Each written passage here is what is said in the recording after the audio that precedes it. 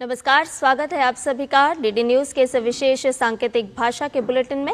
आपके साथ मैं हूं संध्या शर्मा और मेरे साथ हैं मेरे सहयोगी शरद मुदगल। आइए बुलेटिन की शुरुआत करते हैं हेडलाइंस के साथ। भारत पर पाकिस्तान की ओर से मिसाइल और ड्रोन से किए गए हमले की हर कोशिश नाकाम। पाकिस्तानी हरकतों का दिया गया मुंहतोड़ जवाब। सीमावर्ती राज्यों में चौकस है सुरक्षा बल।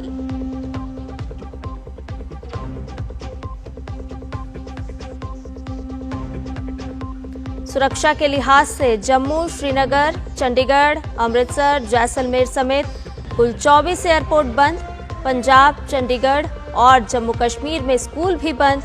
गृह मंत्री अमित शाह ने बीएसएफ और सीआईएसएफ के डीजी से बातचीत में सुरक्षा सुनिश्चित करने के दिए निर्देश।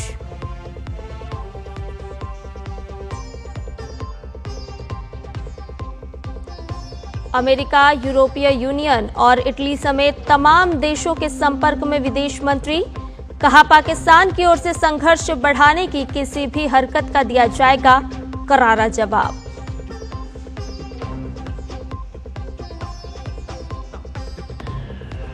सरकार की अपील, भारत के खिलाफ पाकिस्तान की ओर से चल रहे प्रोपेगेंडा और झूठी खबरों पर ना करें भरोसा। पठानकोट और राजौरी में आतंकवादियों के आत्मघाती हमले की खबर को बताया झूठ।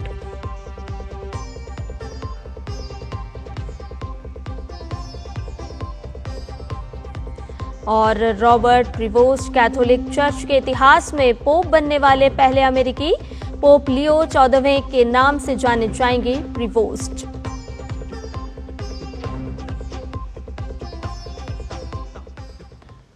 और आइए अब इन सभी खबरों को जान लेते हैं विस्तार से।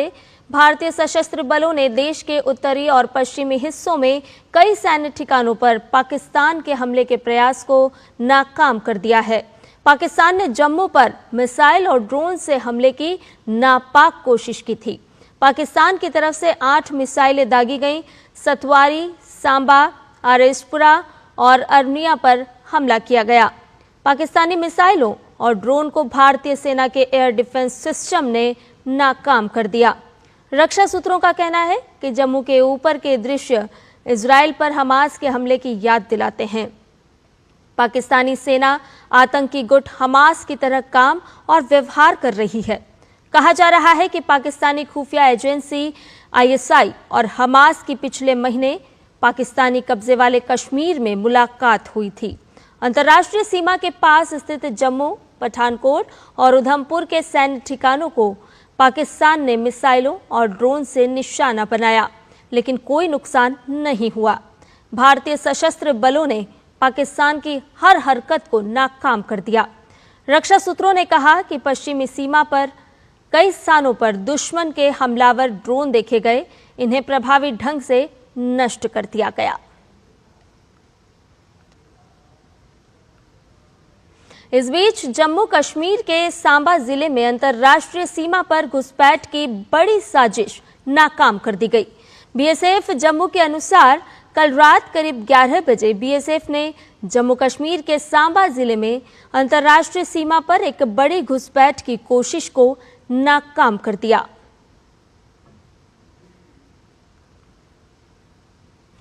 गुजरात के भुज, राजस्थान के बीकानेर, श्रीगंगानगर, जैसलमेर और जोधपुर में मिसाइल हमले के मद्देनजर ब्लैकआउट घोषित किया गया। हिमाचल के धर्मशाला स्टेडियम में आईपीएल मैच के दौरान ब्लैकआउट कर दिया गया। स्टेडियम से दर्शकों को सुरक्षित बाहर निकाला गया।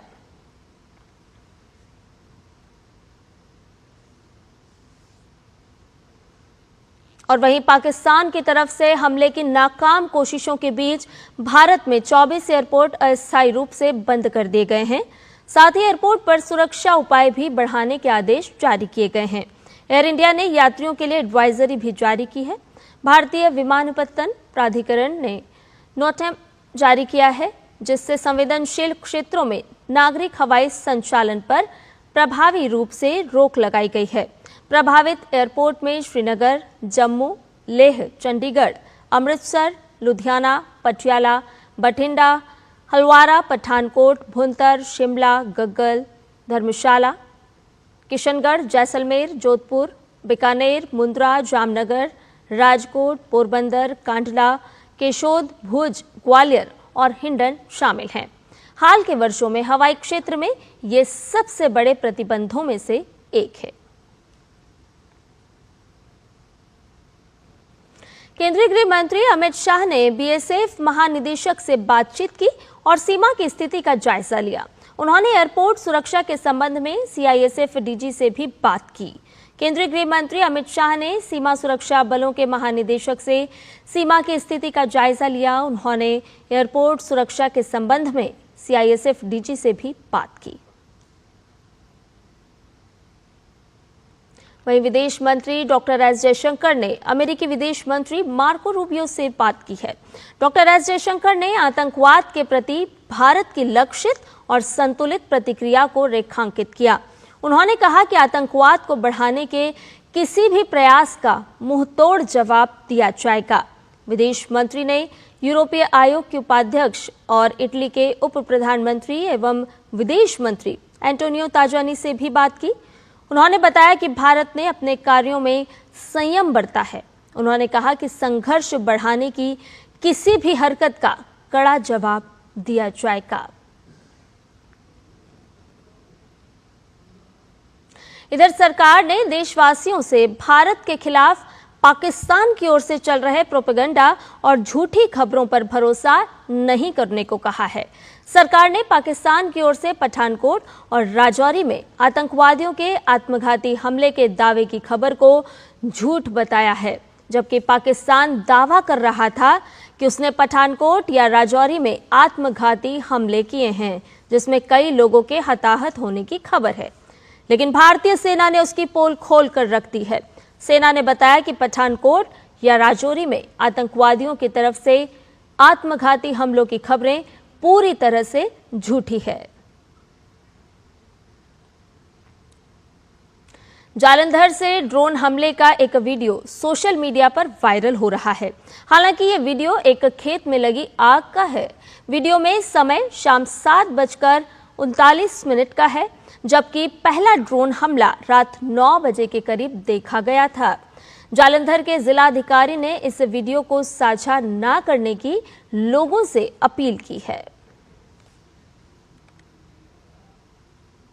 पाकिस्तानी सोशल मीडिया हैंडल पर एक पुराना वीडियो इस दावे के साथ शेयर किया जा रहा है कि पाकिस्तान ने जवाबी कार्रवाई में भारत पर मिसाइल हमला किया है, जबकि सच्चाई तो ये है कि शेयर किया जा रहा ये वीडियो साल 2020 में लेबनान के बेरूत में हुए विस्फोटक हमले का है।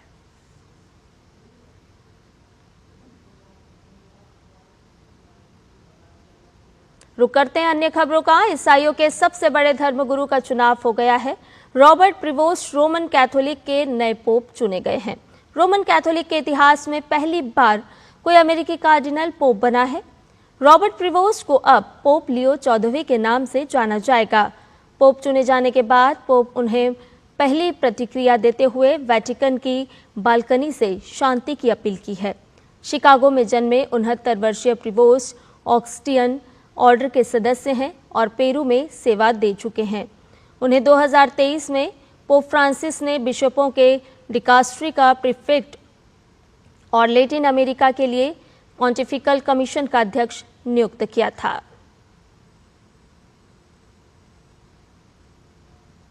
और इसके साथ ही हमारे इस विशेष सांकेतिक भाषा के बुलेटिन में फिलहाल इतना ही। मुझे और मेरे सहयोगी शरद मुदगल को दीजिए इजाजत। नमस्कार।